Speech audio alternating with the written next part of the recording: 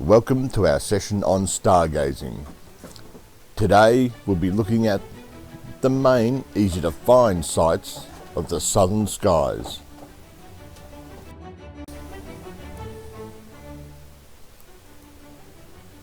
First, a little explanation of what we're going to be looking at. We live in the Milky Way Galaxy. Our solar system is the tiniest invisible speck right at the point of the "you are here" arrow. Although we are looking at our solar system edge on. That means that Earth faces one direction or the other. Us on the lower half of the planet, no boys up the back, we are not the bottom of the Earth, we are on the Southern Hemisphere. We look almost directly at the centre of our galaxy. We get to look through the tightest packed, densest star fields there are. People on the top half of the planet, or the Northern Hemisphere, only get to look through those tiny wispy parts of this galaxy.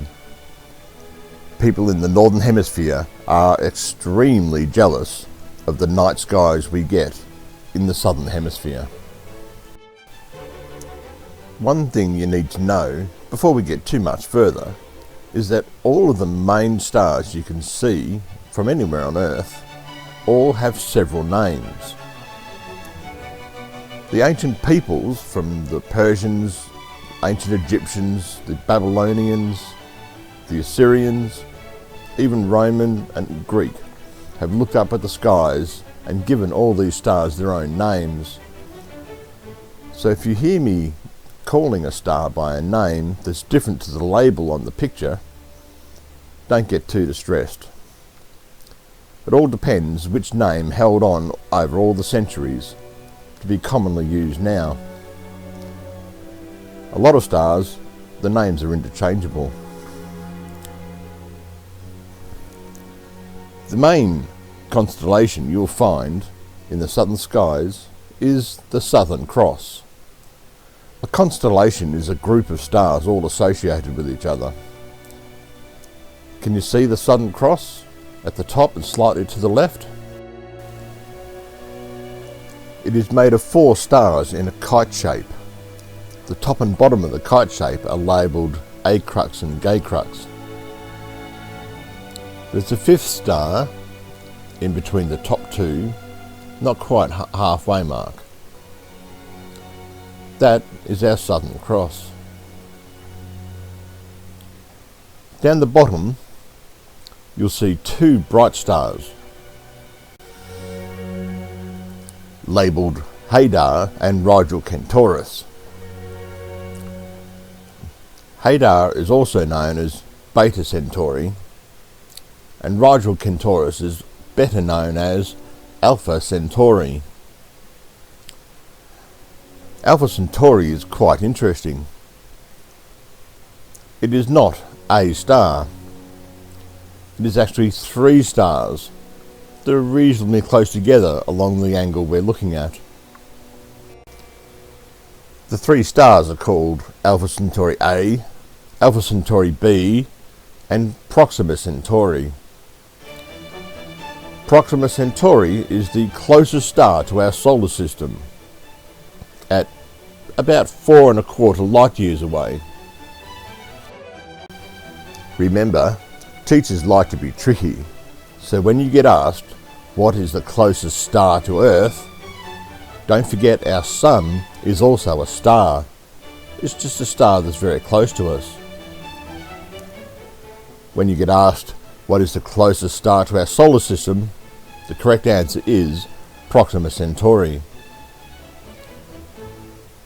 Proxima Centauri also has a small planet orbiting it called Proxima Centauri b. You may notice that astronomers are not always the most creative bunch of people. You can use the pointers and the Southern Cross to find south. We'll get to that in a moment. When looking for the Southern Cross, you do need to be careful not to come across the false cross. It even has two bright stars pointing towards it. It looks very similar to the real thing. The real Southern Cross and pointers are much smaller and closer together, and the stars in them are much brighter.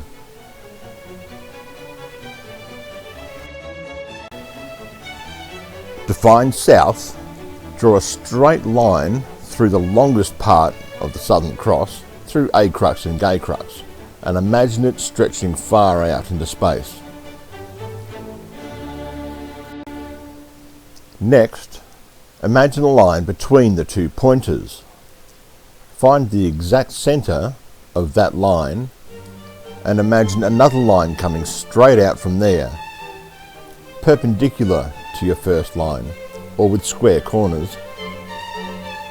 Imagine it's going out until it crosses the first line we drew. Now imagine a line from that cross point straight down to the horizon, and that is pretty close to south. You can see the red S in the bottom of screen. Our line is about 6 degrees to the right. This is not the most accurate measure of south, but it is the easiest.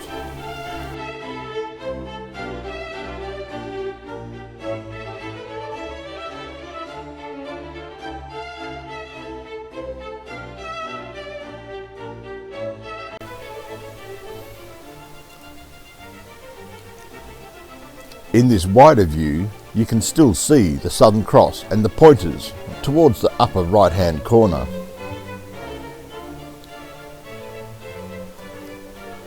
Try and find the little circle a little bit left of centre of the image. In that circle, we are looking directly at the centre of our galaxy. Right at the centre of our galaxy, although too far away for us to see, is Sagittarius A, believed to be a supermassive black hole. When you look up at the night sky, you won't have a little white circle to help you find this. Here's a way to help you. If you can draw an imaginary line from the bottom of the Southern Cross through Alpha Centauri, or the brightest of the two pointers, and extend that imaginary line out way, even past a perpendicular line from Antares, that is how you'll find where Sagittarius A lives.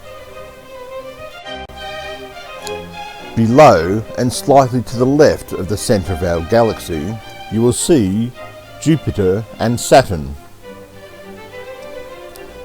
Although I can't really tell you where to find those.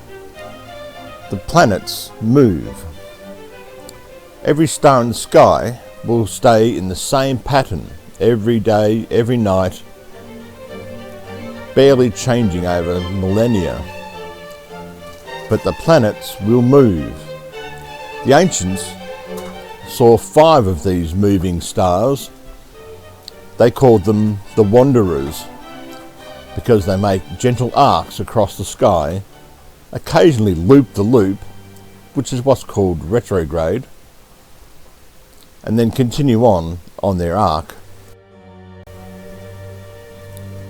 Because of this, different planets will be seen during different times of the year in different positions across the sky. You'll have to find a way to look for those yourself.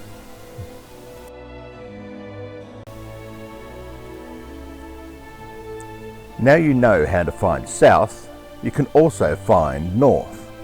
It's in the exact opposite direction.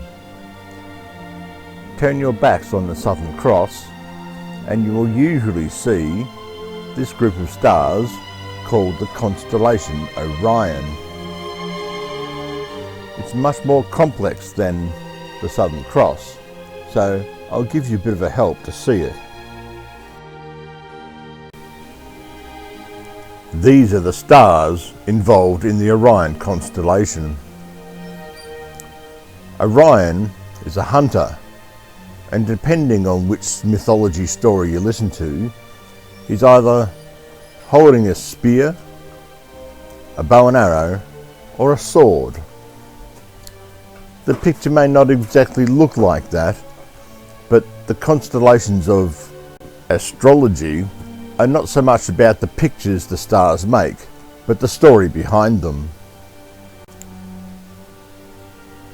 The three bright stars in the centre, almost in a straight line, are called Orion's belt. Us southerners might know this little group of stars around that better as the saucepan. Enough about constellations. Let's look at some individual stars. There are some very interesting ones in this field. To the right and slightly down from Orion's belt is Betelgeuse. Quite white in this diagram, but when you see it in the sky, it has a reddish orange glow. That is because it is a red supergiant. Betelgeuse is number 8 on the biggest stars in the universe list. It is especially interesting right at the moment because it is dimmed to 1/3 of its usual brightness. Many astronomers think it is getting close to going supernova. In the middle of stars, it is believed, is a massive nuclear reaction. All the energy from that nuclear reaction is pushing outwards very forcefully. The bigger the nuclear reaction, the bigger the star is. Once that nuclear reaction starts to slow or even stop, the gravity of the star will pull all that stuff back into the centre very, very quickly. Sometimes it collapses so fast and so hard back to the core that it bounces back out as a supernova, a massive explosion. When will this happen? I've seen estimates of between in the next 100 years to the next 100,000 years. Although there are some very good explanations that it's not heading towards a supernova at all. Perhaps massive sunspots on the star is what's causing the dimness. A little to the left and down from Betelgeuse, you will see Bellatrix. You may have heard that name from somewhere else. Many of the names in Harry Potter were taken from astronomy, especially the Black family. You'll also notice down near the bottom Aldebaran. Higher up on the right left you'll see Procyon. Near the top of Orion, just above the Orion's belt, you'll see Rigel. But perhaps the most interesting star on this screen is right at the top in the middle, Sirius, also a black name from Harry Potter. Sirius is the brightest star in the night sky.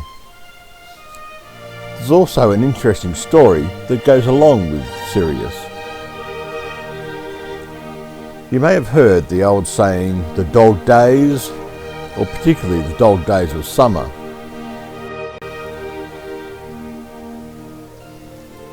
The recent movie called Diary of a Wimpy Kid, Dog Days, comes from this saying.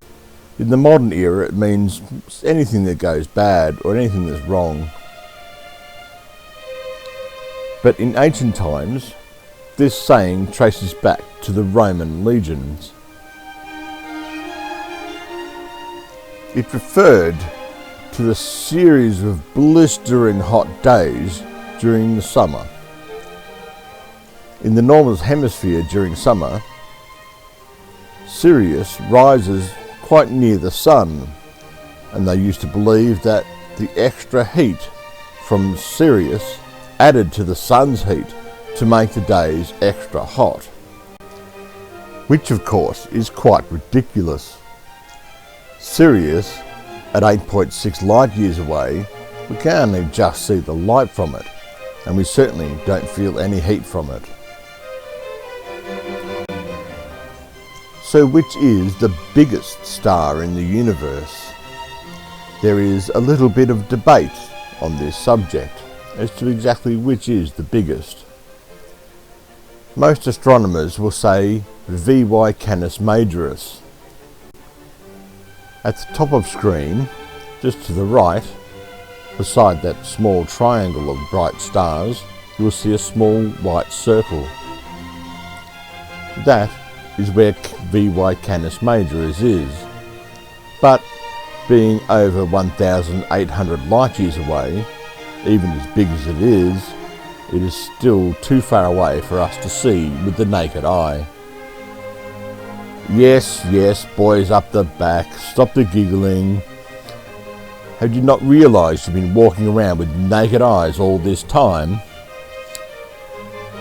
Naked eye is a phrase you'll hear a lot when we're talking about stargazing. It means without a telescope or binoculars, just your eye, or perhaps the glasses you wear if you need to. There are a few other stars worth noting. I've distorted this view a little bit to give you the best way to describe how to find these stars. On the left in the centre you'll see Orion with Betelgeuse and Rigel. On the bottom, just right of centre, you can see the Southern Cross, unlabelled, with the pointers there, Rigel, Kent and Hadar. About halfway between them, you'll see Canopus. Up and to the right from that, you'll see Achernar. And going along a similar line, the same distance, you will see Fomalhaut. Hopefully this has given you enough to find a few of the major items there are to see, but it doesn't include everything. The images I've used to make the star fields here is the program called Stellarium, STELLARIUM. It is a free download. You can use this to gaze at your night sky, search for particular stars, and get a better idea of what you're looking at and where to look for them. You will need to set where you are living to give you the right skies. The date and time will be automatically set by your computer clock, but if you want to look at this during the day, you can adjust the time and day. You can go as technical as you like with this program, but even the beginning astronomer can use this to help them get familiar with the night sky. There is a sliding adjustment to show more or less labels on stars, and even checkboxes to mark the planets and the planet orbits. The best way to view the stars is from the darkest place possible. If you live in suburbia with house lights and street lights nearby, that's going to make it difficult.